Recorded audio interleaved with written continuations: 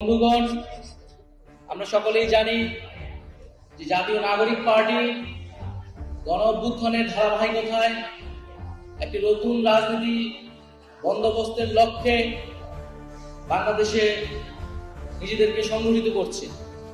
জাতীয় নাগরিক পার্টির লেগেসি হচ্ছে জুলাই গণ অভ্যুত্থান। গণ অভ্যুত্থানের ফসল হিসেবে এই নতুন রাজনৈতিক দল তৈরি হয়েছে।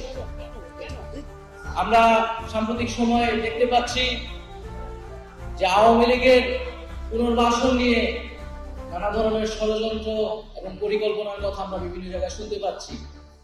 আমরা খুবই স্পষ্টভাবেই বলেছি এবং আজকের এই অনুষ্ঠান থেকে আবারও বলে দিতে চাই, আওয়ামী লীগের পুনর্বাসন কোন ধরনের পরিকল্পনা করলে তাকে কঠোর হস্তে দমন করা হবে। এবং শুধু আওয়ামী লীগ নয়, এই ফ্যাসিজমের যত দোষর রয়েছে, সুবিধাভোগী রয়েছে, তাদেরকেও বিচারের আওতায় আমরা নিয়ে আসার আহ্বান জানাচ্ছি।